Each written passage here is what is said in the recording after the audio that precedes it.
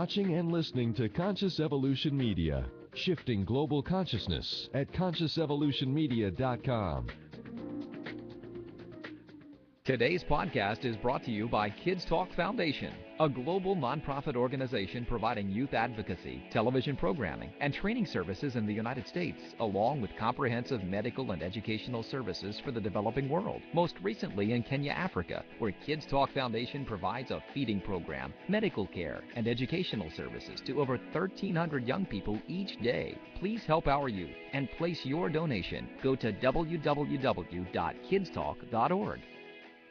Are you in the entertainment industry? If you answered yes and you want to promote yourself, your passion, and profession, check out Creative Independent Artist magazines at CIAartists.com. Endorsed by Kids Talk Foundation worldwide.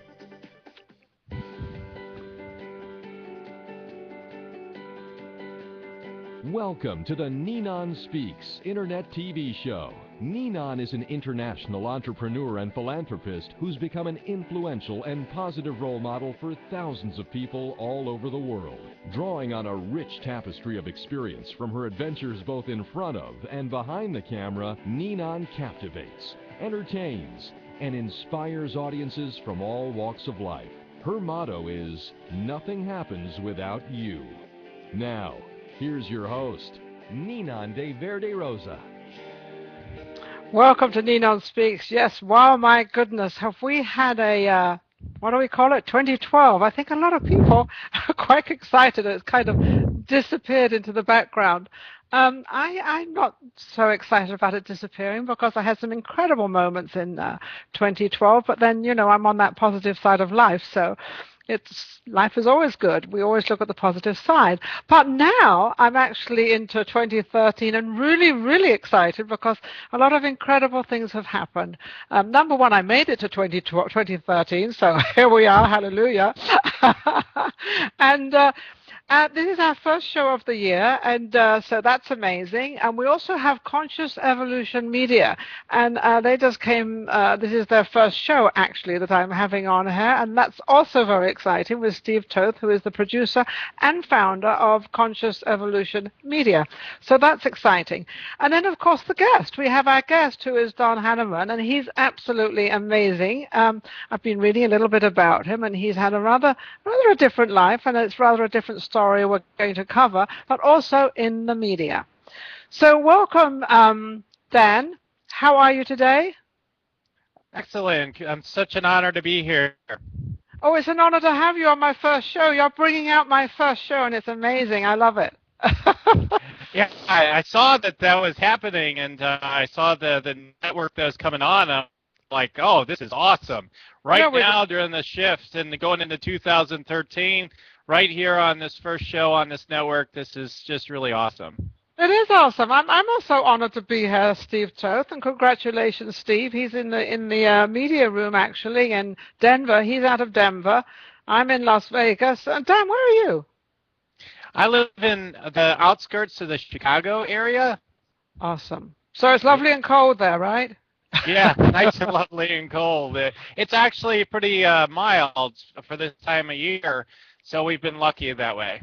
Oh, awesome. So anyway, let's get a little bit of your background, where you're from Chicago, outside of Chicago, and a little bit of your background of how you do hypnosis therapy, right? A therapist.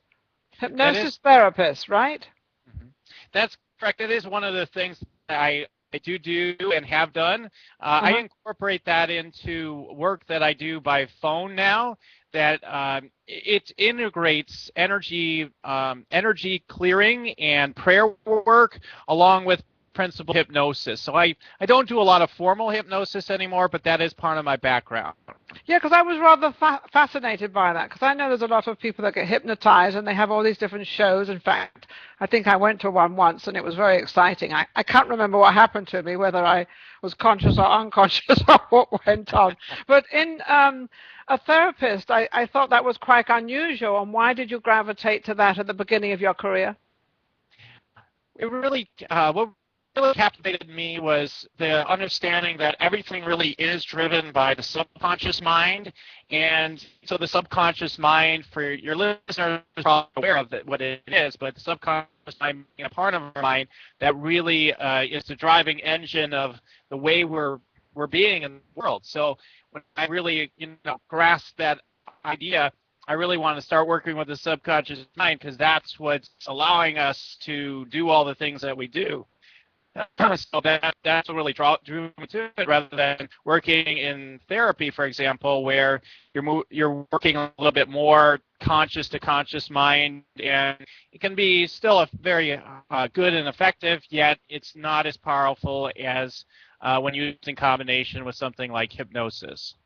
Well, that's interesting to me, and I'm sure it's interesting to our viewers as well. So what are you kind of gravitating onto right now? What do you find I'm going to call it the in thing, because I'm listening to all these different internet shows where they have these webinars and there's networking, and sort of everything's totally changed. And even what we do, which we've been doing for many years now, the internet TV show. So everything's becoming very new and very different. So what is you are now also doing the radio show, right? That's correct. I'm online. I've been online for a few years now, and I have a blog talk radio show called Spiritual Rockstar. And we've interviewed many different conscious leaders, teachers, healers, coaches, and everything. People like Gary Renard, Mary Morrissey, and a whole host of other people. So many different people have been on the show, and so it's all of, this internet is just amazing, and it's such a great opportunity to be able to connect with so many people around the world. And one of the things I have also with it is I've utilized it to reach people through webcasts and webinars and things like that. To host not only myself, but also other people, other healers, other coaches that are here to help make a conscious impact on the planet. So it's really amazing. And it seems to me that this is what people are looking for. People are looking for change. They're looking for something different. They're looking for a different angle. And I guess it's because of the last sort of 5 years we've sort of been in this kind of American dilemma. But not only America, it's all over the world what's happened. And maybe this is what we all needed to sort of, get ourselves going in a different direction. And I've often thought that things don't happen by accident, so I presume that all this is happening for us to kind of wake up in a different arena. And do you find that? Oh, absolutely. Everything we're seeing happen in the world is definitely all about that.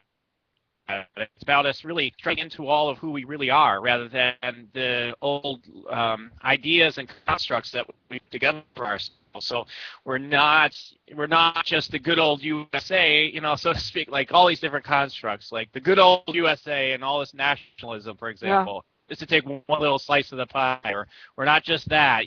We're global now. That's one of the big things about the internet and all this technology. It's really showing us oneness. And it's not so easy for some people to really handle that on many levels. And one of the levels is on a conscious level. There's been so much of segregation. There's us, the U.S., and then there's everybody else. And it's like, I'm like, let's embrace the whole world, We're not used to that, Yeah. As individuals, we're not used to that. As individuals, we're used to, reaching, we live in America, and we reach America, and we only really reach certain cities. The internet doesn't do that. I think a lot of people forget that, because I see a lot of people that come on the show, and they come onto Skype, and they come onto all these different programs, and I look at them and I think, do they really know where they are? Do they really know, like, the world could be watching them in every country? What do you think that does to someone's mind when they suddenly realize, wait a second, I'm now in the world, I'm not just in my little town? Yes, I'm just trying to, you broke up for a second. I was saying, a lot of the people that come on the internet, they're not in their little town anymore. They're now suddenly realizing, wait a second, I'm reaching the world. What does that do to someone's mind when they suddenly realize they're sort of contact with all these different countries and out there? What does that do to them? Yeah, it's really opening our minds to what's the opportunity, and it's all opportunity for us to really recognize a sense of interconnectedness that we already are, but that we didn't, we've gotten disconnected from.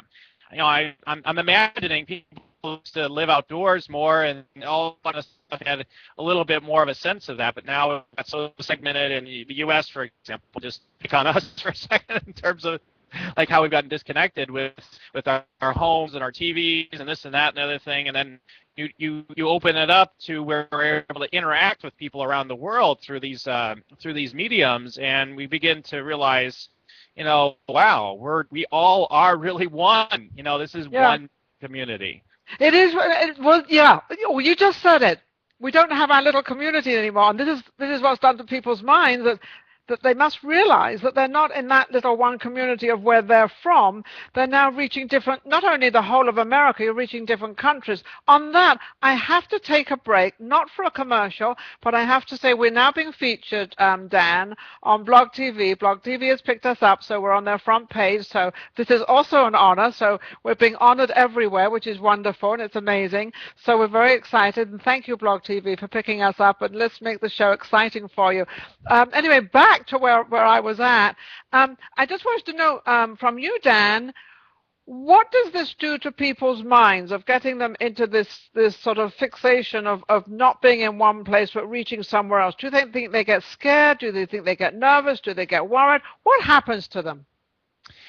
Well, I feel that for some people it really is exciting. However, when the excitement comes in like any other opportunity, there's a lot of fear. Oh my God, are we really all one? Are we really one? Like, wow, can I really step into that? Can I really feel into all of who I am? That's what I'm asking. Yeah, that's what I'm asking. Yes, we now get featured on Blog TV. So now we're really out there. And so this makes me excited. This makes me happy. This makes me feel really good. But for the regular people out there that sort of are not used to what I do all the time, I just, I think maybe they get nervous or they get worried or they're not prepared for it. And how do we prepare them for it? If you wanted to, give a lecture on preparing somebody for going on the internet TV.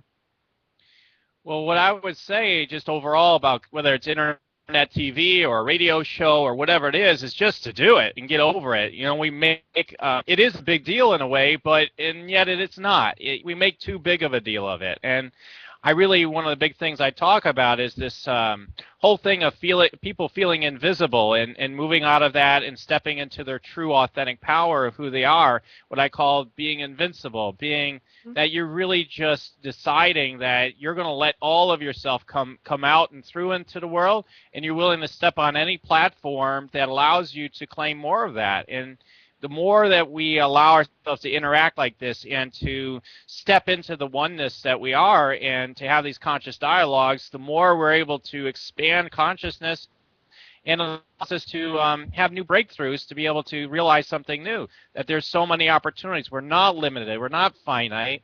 But the only way, my recommendation is just to do it, really. It's just get out there. Start getting out there. People worry about, do I have a message to bring to the world? Everybody has a message. Just take a look back in your life. Look at the things you've overcome.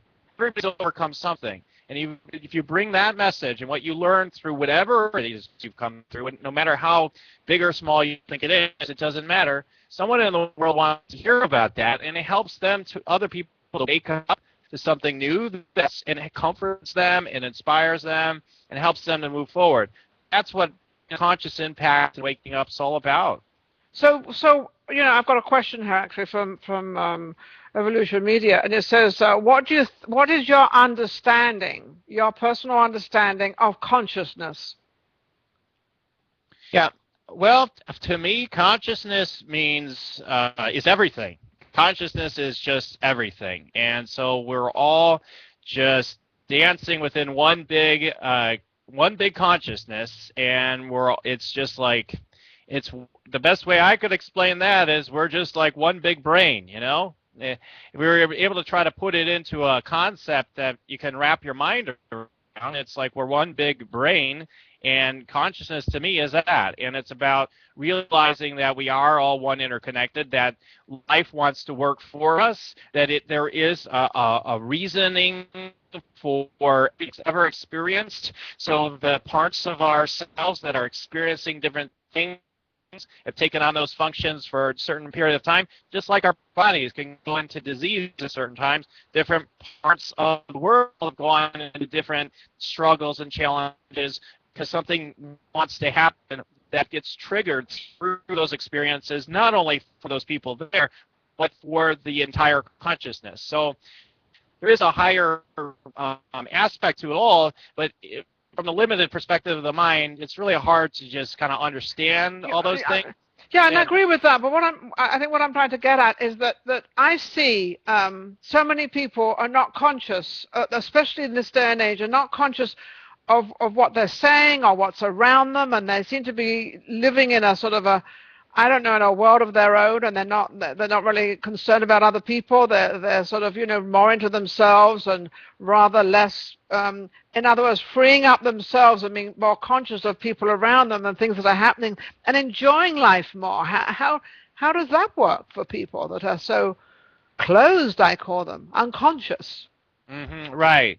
Well, people that might look at and say, boy, they seem closed, that they seem closed. The thing is they're going to be open to what they're open to in the moment. And I think for people that are a little bit more open already, that see that and get frustrated by that, the best we can do is just to let it go and realize that's where they're at that moment. We can allow ourselves, if we want to reach those particular individuals and help them to open a little bit more, which is what it's all about, is just opening, is you can, plant the seeds, you can make an invitation to new ideas and a new perspective, but that's where we need to anchor ourselves. But often it's how receptive are we to all of us opening up, right? How open are we? Because we keep telling the story, well, if people would just wake up, right? And I always say, if you keep saying something again and again, just look in the mirror, point at yourself, and say, if people would just wake up, we'll be better off. And usually it has to do with this coming up for you as an individual. You have to look in the mirror and say, what's going on with me that I haven't woken up to? And then that helps you to have that breakthrough that you're meant to have. Yeah, which is actually everybody is like that. I can even do the same thing. I look into the mirror, although I'm out there and I am out there, and I think I'm very out there, but I'm sure there's a few more things that I could be out there on that I'm a little bit maybe reserved on or unconscious about. I try to be as conscious as possible. I have a question here. What is living in the present moment has to do with consciousness? Well, living in the present moment has to do with really getting out of concepts and ideas that we have about life. A lot of times we'll say concepts and ideas around the past or the future and those types of things, or even what's happening right now. So what it is it's really just being in a place of what we call no mind and just being just here. And I know that whenever, especially when I'm doing, a broadcast like this and I'm doing the things I do in my life overall, but especially these moments are especially high moments of consciousness for me, where things are just downloading through me. I'm not having concepts about what's this and what's that and judging and all that kind of stuff. Much of that becomes either eliminated or greatly reduced. So it's really about just being awake in the moment and letting what wants to flow through your consciousness to just show up. And when we live our lives from that place, that's when things are a lot easier. Yeah, they are a lot easier. And actually, that's probably what you're doing at the moment, because neither one of us have really spoken to each other what we're going to do on the show. So this is an unscripted, as we say, an unscripted show. I know what you do, you know what I do, but we're completely strangers. And so we come into this program completely, I would say, and I would hope, conscious in the moment, because we're having a conversation, bringing out what each other does and understanding each other and being aware. I'm aware of what you are and what you are doing, and you're probably a little bit aware of what I'm doing. But that's like, and that's so things are coming out of you, out of your mind, totally fresh. They haven't been pre-recorded, they haven't been pre-asked, they've been pre-nothing. So it's like, this is definitely from the moment, right? Absolutely, absolutely. And I find that as an interviewer myself, that I engage in conscious dialogue with others. That's what I do. Often there is no script. Sometimes there is a little bit of a script, but often we're just showing up and we have an outline of what we might talk about, and that's it. And consistently what I find from conscious leaders that I work with, they're always saying, let's just let it happen. Let's let it flow. Rarely do I have someone say, here's the script, let's stick with it word to word. That doesn't happen. I don't think I could ever do that. I would drive myself absolutely nuts. But it's funny. You know, I did a show for 16 years with the younger generation. The children were all under 18, and they were sort of from 12 years to 16. And nothing was, and they would say to me, what are we talking about? And I would say, well, this is the subject, and this is from the school you're from, or whatever it was we were talking about. And they said, well, what are we going to talk about? I said, well, you'll be surprised. I said, because you'll just come up with an answer, and it's amazing what these younger people, which we seem to underestimate, we all think they're stupid and don't have a brain, which is totally wrong. They all do, and they're very smart. But they all came up with the answers. It was a half-hour, non-scripted show with the younger generation, and they were amazing. And so I think we underestimate people sometimes, don't you? Oh, absolutely. Absolutely. It reminds me of the New Year's Eve party I was at, where I saw the young people. I consciously made a decision to go where they were for a period of time, because their energy was so different that I was like, I want to be around that energy. They're alive with all kinds of ideas. They might not even be what I would call correct ideas, but it's just like they're very, they're just very in a whole different kind of energy that was sharper, clearer, faster, and I liked that, and I really wanted to be around that energy. So yeah, we do make a lot of, we come up with a lot of opinions about things. Usually things we come up with opinions and judgments about, there's something about it often that we actually admire, we like in them, and yet we can't admit to it or even see it sometimes. There's something in that is meant for us. And we say, oh, those kids, they're like this, they're like that. And yet that's exactly what it is we would like to have more of in our life when we're really honest. That's what I find a lot. We were probably like that when we were young. Funny you should mention you spent New Year's with the younger generation. So didn't I. I ended up and I'm older, and I ended up in this place at the actually at the Encore in Las Vegas, and there was all these young people, and they had all this energy, and we had it inside with the disco and all the lights and the dancers, and then we were by the pool. And then afterwards, it was probably about 12:30, 1 o'clock, I decided to go with my girlfriend out to a lounge. And it was so 100% so different. It was quiet. The older people were not saying much. And the energy just was not there. And I thought, where would I rather be? Right, You can imagine where I would rather be. We have another question here, and it says, how do you clear clients from energetic blocks of business and life success? In other words, when people have got blocks in their business and their success and they can't seem to move forward, how do you clear that with them?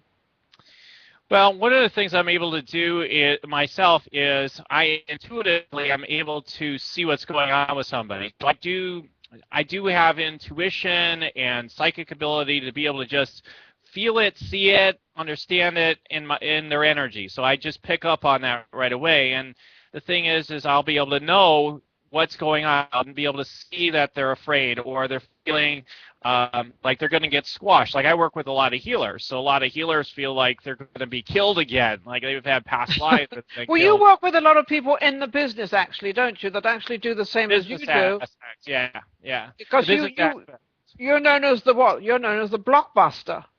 Right. So I have people who are healers. They have these blocks within them. What causes people to have these blocks? Are they nervous? Are they insecure? What causes that? What creates them is the past experience of separation, which we all have so many of those, right? So many of those feelings of separation. And so the minute the idea of separation comes into our consciousness, which it does again and again and again, these ideas come in, and it challenges that sense that already knows everything's one. And so then it creates what we call a block to the oneness that we could experience, but that block is creating that sense of limitation and disconnect. And yet it can be a portal into the infinite, right? So well, yes, either way it can go, but how do you unblock it or deblock it, and how do you deblock it? In other words, what do you kind of say to them? You can't be blatant, so you have to sort of kind of go in there a little gentle because you don't want to kind of, put them in another block. Yeah. Could we take them out of one and putting them into another? Yeah. Well, it all depends. I work differently with each person. So when I'm able to see it and I'm able to just presence it with people, often that's all it takes in some cases. So you see it, you feel it, and you understand it. And I presence what's happening with them, and then I presence what the truth is with them. That's really the bottom line. And there's many different ways I do that. I can just talk to them about it. I can do a prayer around it. I can do energy alignment around it through, energy clearing. I can do all of it combined, whatever. It's just presencing what's the block, what's the issue going on with you. If you're feeling like you're going to be killed again, okay, that's what's going on. The truth is, it's your time to shine. This time, you're ready to really show up in the world and share your gifts. So you're actually giving them a little bit more confidence. You're giving them that confidence that it's okay to feel this way or that way. It doesn't really matter because we all feel it, and some people let it out and some people don't. Exactly, and that you have to take the actions to clear through it. That's a big key of mine. I'm not one of those healers that just says, we're going to do this big multi-dimensional healing and you'll be done, like it's not always like that. It's multi-dimensional means you need to take some actions, I'm not going to just say, let's do this clearing and you're done. That's what everybody hopes for. And lots of people dump a lot of money into that and they see some great shifts and yet they don't get everything they really want because they're not taking the actions often. Because they want you to do it. They want you to act, because we always seem, and especially more in this day and age, we want everybody else to do everything for us. It seems. Right. And even that, to take care of our body, to take care of everything, we go to people, we do this. In actual fact, it's ourselves that have to really break through that. Well, we do have a concept that we've taken on in the collective that people are going to fix us. The government will come in and save us. Our healthcare system will save it. The schooling system will save it. Somebody's going to save it. Well, take responsibility for your life and create the life you want, and everything will be provided for. The more, anytime we get into victimhood, forget about it. You're lost. There's no way you're going to have the vibrant life that you can have if you just take responsibility for your whole reality that you're experiencing, how you're experiencing life, and move on with it. So sometimes I'm just really clear and really strong and powerful with people with the messages I bring, and that's exactly what they appreciate. And then there's sometimes people are in a vulnerable place. I do kind of make it softer and easier for them so they're able to receive that message. Whatever they need, Spirit knows, and that's the energy I bring when I work. So how did you get this spiritual side of your life of when someone walks into the room and they sit down and they're going to have a session with you? I'm going to put it into a one-on-one situation. So this person walks in, not the radio, not telephone, nothing, and you see how they are, you see how their persona is, you see, and you get kind of messages from them and you know exactly how they're going to sit and how they walk in, and you can actually read into that a little bit or probably quite a lot of who they are and then how you're going to, I don't like to use the word tackle, but tackle is a good word, how you're going to tackle the situation and how you're going to help them get to the place that they've called you up to help them with. Yeah.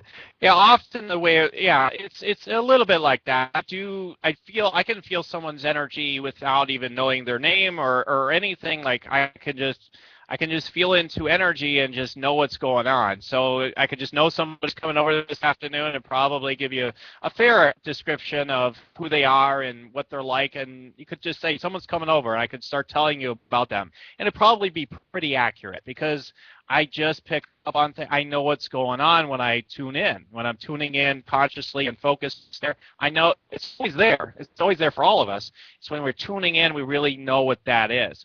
And it's just people don't trust. People don't trust the signals that are there. I do, and then when I'm present with somebody, I'm working with them, I'm not having a plan. That's one thing I gotta say is I don't usually have a conscious plan. I'm not like strategizing, man, I'm gonna tackle them like this and that. It's just usually very spontaneous in the moment. And I don't even know what I'm going to be doing. That's refreshing, though. I think that's rather refreshing. I think that's rather, you haven't, in other words, you are not blocked at all. You are very open. Yeah, I'm very open, and I usually don't have some just very specific plan. I might have some ideas around what's going to happen there, maybe, but often I'm just being very in the moment with them.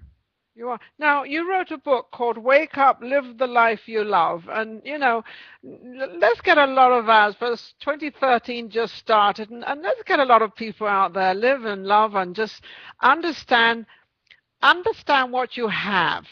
And I don't think most people know what they have.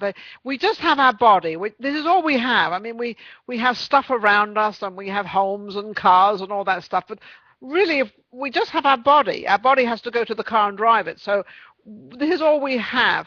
And how can they start living and enjoying life more than sort of wandering around and being sort of anxious and nervous and worried? That's a great question.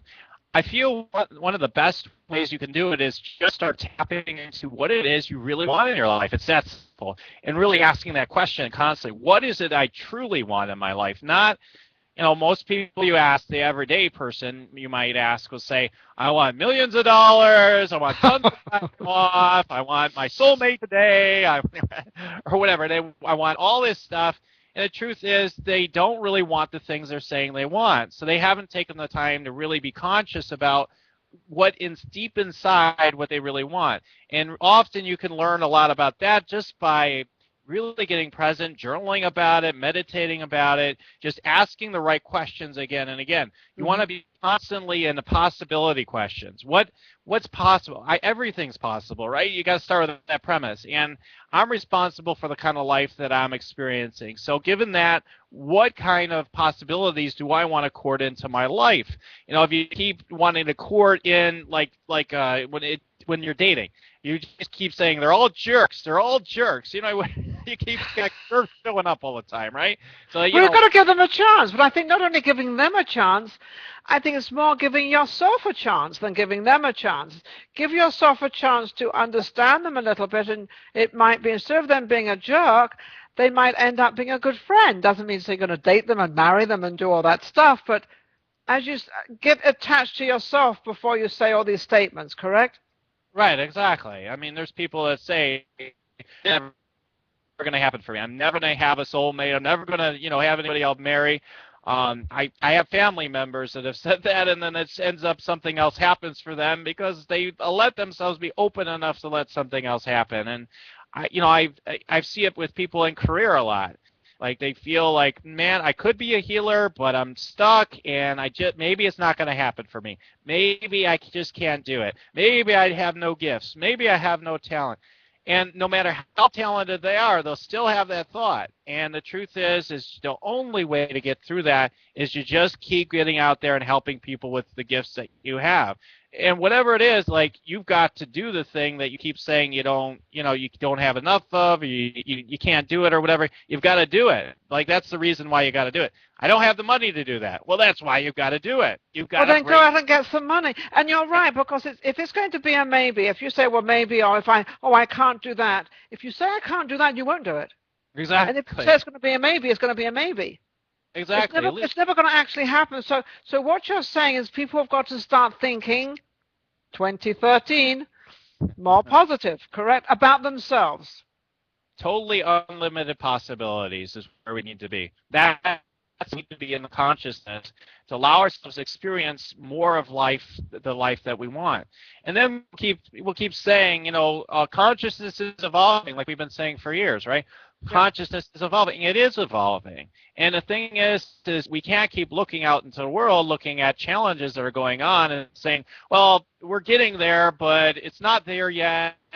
We keep saying it's not there yet. There's always that negative side in it. There's always that little negative thing in there where we can't be there, or I'm not there, or da-da-da-da. It's always something that, instead of saying, yes, I'm going to be there, I will be there. I am there. That's the bottom. I am there. We are in. The minute there's no, and then we could talk about how there's really no true time. When we claim that it's now, that's when it's happening. We keep saying it's not happening. Oh, if the government will change, if this will change, if that'll change, everything will be fixed, the world will be perfect, and then I can, You just took my mind off. So I'm going to ask this question because I don't normally get into politics and I don't get into religion, but I'm going to ask you two questions. And one is, I was saying to somebody yesterday, and I said, with this cliff thing, falling off the cliff and the whole bit, what does America look like that we can't even get our politics together until the last count, the last minute we decided that this is what we're going to do and everything's fine, but not everything, but a lot of it is fine. What are people thinking now of how America is and how these people, forget the politics side of it, but these people trying to decide and make up their mind? Yeah, the people that are the people that would be looking at this and are saying, wow, look at what's going on. Our government, the first thing that came to me when you're saying all that is our government, we got to remember, it's a reflection of our consciousness here in America. You don't want to admit that, but it's true. We're divided. We're divisive right now. We've got that going on because something new wants to happen, and so there are all this butting heads, and they're all messed up. No, they're all messed up. No, you're messed up. No, you're messed up. Blaming each other, going back and forth. Exactly, and that's exactly not taking responsibility. Exactly, and that's exactly what we're all doing. We're saying it's this, it's that, it's the other thing. It's not. That's none of it's true. We've got to be about what it is that you want. That's what we've got to be about. And when you start being about that, you don't look at the gas prices and complain as much or the taxes or anything. You're looking at, great, I'm so happy they're raising taxes. Now I get to pay an extra $100,000 next year because I'm ready to take on an extra $1 million next year, or whatever it is, or even if it's smaller amounts. I'm willing to make another $10,000, so I start paying taxes and I start claiming wealth in my life. Instead of just crying about it and saying, oh my God, it's the end of the world, I'm not prospering. It's an opportunity for you to claim more good in your life. That's what it all is. That's amazing what you said about the gas, though, because if the gas to you is expensive, then you'd rather not go anywhere. And if you don't go anywhere, how can you prosper? Because if you're going to use less gas because it's expensive, in other words, turn around and say, well, I really don't care what the price of gas is because I am multiplying in my business and I have to go here to make more business. Right, exactly. The people that are creating more of a sense of wealth and greater vibrancy for people on the planet are people that are looking for the possibilities and the opportunities for people. And anytime someone's saying, well, they're creating a lot of problems with what they're doing too, that's the thing with that is those are opportunities too, you see. So wherever there's problems being created, so-called by the government or businesses, et cetera, environmental issues that we go on about, right? Those are opportunities. I can guarantee you there's no problems with the environment ultimately. All of those things are going to be transcended, but everybody just gets tight in the tight consciousness and gets freaked out about everything, and then the big breakthrough happens. Just like with this fiscal cliff, everybody's like, "Oh, we don't know. Maybe they're not going to get it done. Maybe we're going to have this big problem." Yeah. And they got it done. But it makes what they did though. It made America look like our politics or our people or whom we are, that we can't make a decision. It took all to the last minute, which isn't very good. But at the same time, it happened. But I think when people are talking about businesses and these big businesses, and I think people misunderstand that when you have a big business and somebody is making more money, those people are actually employing other people and getting them a living. And I don't think people look at it that way. Exactly. They don't. And they're looking at, even if for the people that say, well, they're just taking in lots of profits and they're all about profits and bottom line. Well, the bottom line just ends up spewing out into the universe all over the place for more good for everybody. If they're spending more money, they're circulating more money. I think people forget to circulate money. And if you're making more money in your business, you have to employ more people. And this sort of gets the universe going around. I think we're forgetting that, or we forgot it, or we're angry that other people have more money than us. Exactly. There's just a fear that we're going to get it wrong a lot of times. Like, that's why people want to stay in poverty. I'll be right and I'll be poor, but I'm not going to take any chances in something where my integrity might be at risk, and I'm doing funny things and all this weird stuff, and I don't know what's going on because I'm one of those wealthy people that's maybe doing bad things in the world, and like you just get crazy about all this stuff, and it's like, just go ahead and be wealthy the way you want to be wealthy and distribute that wealth any way you like. Just claim it. Quit making up stories and excuses of why you're not going to have something. I'm just saying you can have it any way you want, and we all know that deep inside. Deep inside, we all recognize this, And I'm just, here to be a reminder. You can have whatever it is you authentically want, not some crazy stuff. You don't want it, but the real stuff that you want, you can have anything you want. But it's like starting the ball rolling. It's like starting, the ball that gathers the moss. And if you start it rolling, you're going to go into, maybe you're not starting out with exactly 100% what you want, but at least you're starting out with something. And then from that, you create something else. And then from that, and slowly you're gravitating to where you really want to be. But it's not going to happen in 1 week or 1 day. That's going to take work and your mindset, and being conscious of your vision and where you want to go. Yeah, you're gonna need to stay focused. It's all about having an intention, putting your focus upon it, letting it happen. That's the formula, and it's been said so many times. And that is the formula. That's what it's all about. And that way, there is quote unquote work in it. The work can feel like just total, luxury and fun all the time when we let it be. It depends on what you choose to let it be. Is really what it comes down to. Yeah, and it is also, and I think you gain confidence out of it, and I think people are very inhibited about themselves, and we're actually all the same. We have the women, and we have the men, and we have the children, and we're all the same. We all have families, and some don't have families, some do have families, some are married, some are not married, but basically we're all human beings trying to get the same goal. Some are bigger goals and some are smaller goals. Or some people are very satisfied with a 9-to-5 job and they're very comfortable and happy. You probably are not, and I'm probably not. But there's a lot of people that really like that. But I always say, if you're doing that, make the most of it and enjoy it as much as possible, because that kind of a third of your life is going to be spent doing that. Is that correct? Where did you go? Okay, well, my guest has kind of vanished somewhere. I don't know where he went, but he's hello? Are you there? Okay. Well, we'll probably pick him back up again. I don't know where he went, but we're talking about consciousness and how we cope with life and what we're going to do in 2013. I have many goals that I want to achieve, and they're not the same as they were when I was 20, 25, but they're a little different now. But they're goals out there that I always say I've got 1/3 of my life left, and I'm going to fulfill that and cram as much as I can into it, and which I will definitely do. And I encourage anybody out there that if you've got a wait a minute, I've got a box up here. They're telling me to do something here. Hi there. Are you back again? Yes, I am. Well, I was keeping the program going. I was telling people out there what I'm going to do in 2013, and I have 1/3 of my life left, well, maybe a little less than that. But I'm just going to cram as much as I can into that, and just to enjoy life and not worry what other people think and other people think about how I do it, and the people out there always think that they can do it better than you until you ask them to try it. When you ask them to try, they think, oh, wait a minute, I can't do that. And so, but I don't think we should be so inhibited out there. I think it's a new year, it's a new time. We've got all the tools. And you, Dan, you have a lot of tools out there. Now, I don't know, at the end of every show, I have a little time where I evaluate you, and I'm going to evaluate you, Dan. And what I want to do is that you are in the media, and that's something that is close to your heart.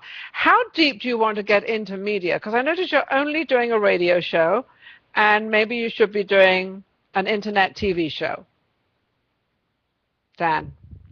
I lost Dan again, so I don't know where Dan went, but let's see if we can find him. Dan left again. But anybody out there, I have a program called Ninon Speaks Media Image. And what I do is I evaluate anybody who's on the internet, TV internet, anybody who's on the radio, anybody who's having any press, any interviews they have to do, is to prepare themselves of how they look and how they want to look. And a lot of us, I think, we misunderstand that if we're on the internet TV, we have to take care of our background, we have to take care of our makeup, we have to take care of our hair and what we dress and how we look, because we are presenting ourselves to the media. And when you're presenting yourselves to the media, it's slightly different. and we have to look good. We're doing a presentation. We're out there, and we forget that. I've been asked to look at the red box again, and I don't have a red box, Steve, so I don't know. There's no red box to look at. I don't have one. So he might have to tab out and tab back in again. But anyway, with this media image that I'm doing, so I evaluate people. So I was going to evaluate Dan, but he's sort of gone off the air somewhere. I don't know where he went, but that's okay.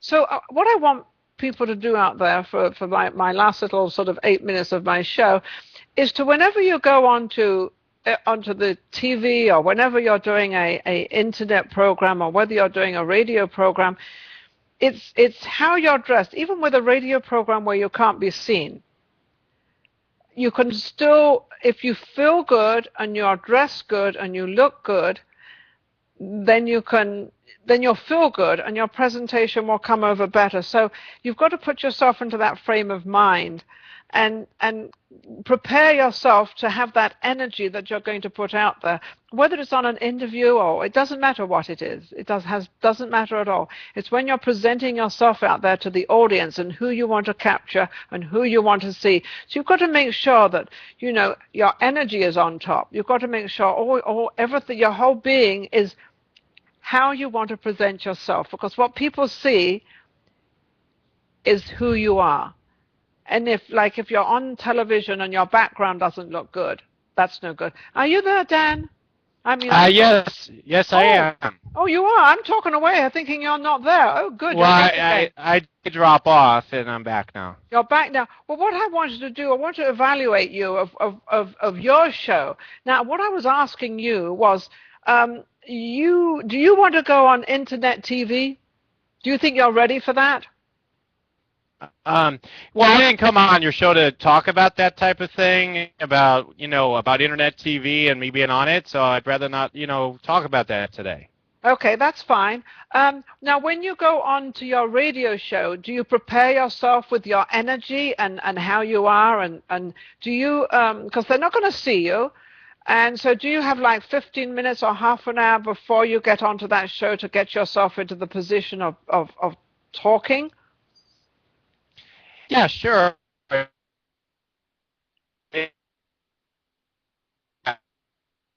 you're breaking up again. Sure, definitely do. Yeah, he's breaking up again, unfortunately. Yeah, you're breaking up. Steve, yeah. what's going on? Definitely. That's okay. But do you like doing the radio show? Well, we've lost him again, I think, and this is actually this is part of what I teach. Actually, this is something that when you come on a show, you've got to be prepared. You've got to make sure everything's working, and it's like I've got my head. It takes me. I'm usually an hour before any show. I will start preparing myself and getting myself, as we call it, my act together. And I think that's what we need to do with our audience out there, to understand that they are actually seen by a lot of people, and to look the part and to play the part and to get that energy and get yourself prepared for your audience. And also to make sure your message is right. And I don't have a script. I've never had a script, because I can't really, well, I can't say never. Yes, when I was acting and things, I had a script, but I had to memorize the lines, and every word had to be correct, which absolutely drove me crazy, because I like to put in my own words and my own stuff. So when I do a show like this, I'm in my element, because I can actually talk to people, and it's fine, and it's really, really, it's cool, and it's good, and I like it, I enjoy it. But I have to get myself into that frame of mind at least an hour before, and just to make sure that I'm feeling good, and that I'm centered, and that I'm conscious, and I understand my guest, and I understand my audience. And I think that's what we're sort of, about here. On that, I'm going to close out the show. My guest has disappeared somewhere, I don't know. And that's him. I'm not going to say he wasn't prepared, but he didn't understand that this connection has to be really on top and has to be done. So hopefully my next guest, well, not hopefully, my next guest will definitely have everything together. I will make sure of that. Thank you for watching Ninon Speaks, and we'll talk to you soon. Watch the Maxed Out Money Hour Internet TV show program All About Money with your hosts Ninon and Coach Steve every Tuesday evening at 9 p.m. Eastern, 8 p.m. Central at realcoachingradio.net. Today's podcast is brought to you by Kids Talk Foundation, a global nonprofit organization providing youth advocacy, television programming, and training services in the United States, along with comprehensive medical and educational services for the developing world, most recently in Kenya, Africa, where Kids Talk Foundation provides a feeding program, medical care, and educational services to over 1,300 young people each day. Please help our youth and place your donation. Go to www.kidstalk.org. You're watching and listening to Conscious Evolution Media, shifting global consciousness at consciousevolutionmedia.com.